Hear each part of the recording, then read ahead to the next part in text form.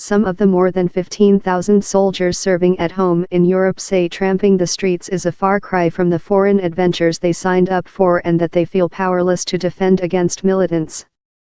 "We are standing around like flowers pots, just waiting to be smashed," said an officer just returned from Afghanistan for guard duty in Belgium, which, like France, has more troops deployed at home than in any single mission abroad.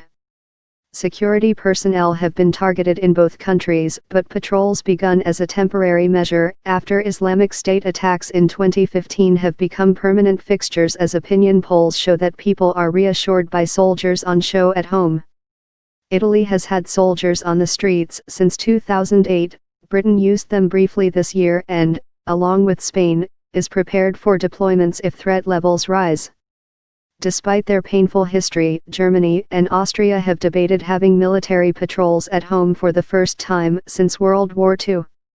"I see a lot of people who leave our defense forces because of the operation," General Mark Thies, the commander of Belgium's land forces, said in an interview, without giving numbers.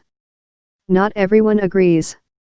A defense ministry source in Italy said its domestic patrols had absolutely no impact on overseas missions or on training.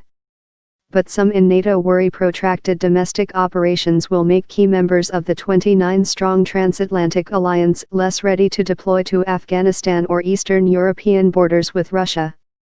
Worse than Afghanistan, the challenge of battling Islamic State at home and abroad squeezes resources just as NATO leaders seek to show U.S. President Donald Trump they are reliable allies, after he repeatedly questioned the alliance's worth. Given the homeland operations, some military sources and experts say politicians face a tough choice: to expand the army, summon up reserves, or create a new domestic security force, a halfway between the police and military, to replace them as Belgium has chosen to do over the coming years. "It mobilizes so many people that we are having trouble deploying people abroad for UN and EU missions," said a second NATO source.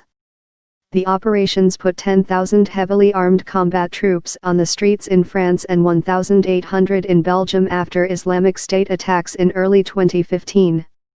The numbers are down to 7,000 and 1,200 respectively, but they still tie up roughly a tenth of deployable army personnel in each nation. They can also be bad for morale. The mix of schools, offices, and warehouse hastily converted into barracks in Belgium are worse than Afghanistan, said a soldier, showing pictures of cramped rooms piled high with gear. Some 45% of soldiers surveyed by the Belgian military in December said they were thinking of quitting, many to the police, as being away had strained families and led to divorce. A source in the French military, which has not made polling public, said of its street patrols, known as Operation Sentinel, "Sentinel is a burden whose impact on soldiers' morale we've never denied." In France, training days were cut from 90 to 59 days last year, according to a Defense Ministry report in October. A decline of some 30% began with the deployment on home soil, experts say.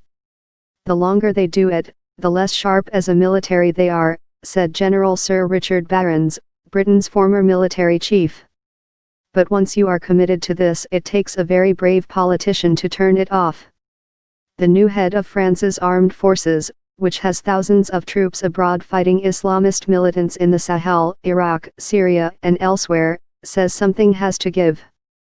"We have to choose how to adjust our commitments, to give us back some flexibility, because who knows where the French army will have to deploy in a year," General François Lecointre was cited by local media as saying earlier this month. President Emmanuel Macron has announced a strategic review of the street patrols.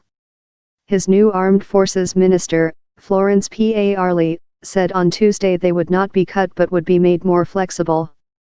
Target or deterrent. But their effectiveness is hard to quantify, and attacks on men in uniform like that in Paris last month, with its familiar pattern of a car plowing into its victims, has renewed fears they may draw fire or shoot in error.